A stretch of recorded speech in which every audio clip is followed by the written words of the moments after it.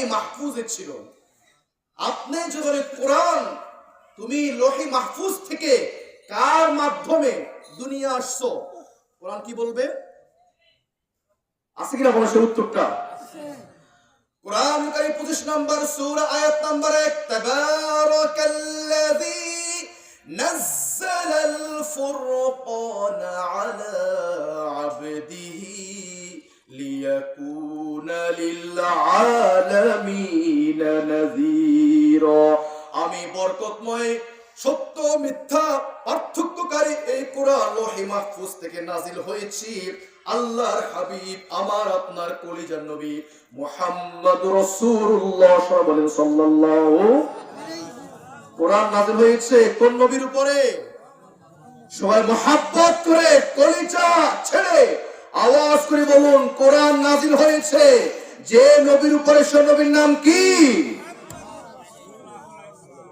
মুহাম্মদ রাসূলুল্লাহ।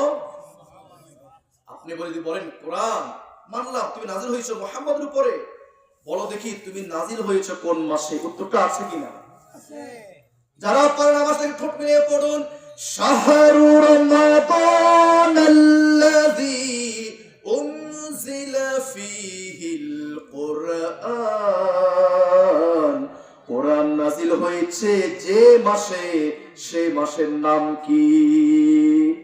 রমজান মাস। সে মাসের নাম কি? কোরআন নাজিল হওয়ার মাসের নাম কি? আপনি যদি বলেন কোরআন বুঝলাম তুমি নাজিল হয়েছো লোহে মাহফুজ থেকে, নাজিল হয়েছো মুহাম্মদের উপরে, নাজিল হয়েছো রমজান মাসের, উত্তর দাও তুমি নাজিল হয়েছো রাত্রে নাকি দিনে? উত্তর আছে কিনা? কোরআন বলেছেন সূরাতুল কদর আয়াত নাম্বার 100 আওয়াজ করে পড়ুন, ইন্না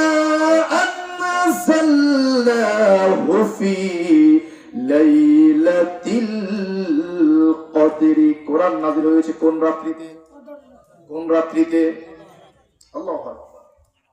কোরআন নাযিল হয়েছে মানুষকে অন্ধকার থেকে আলোর দিকে আনার জন্য, অন্ধকারকে বিচ্ছেদ করে ধ্বংস করে দিয়ে অন্ধকার জীবনকে সূর্যের আলো মতন ফকফক ঝকঝক করার জন্য কোরআন নাযিল।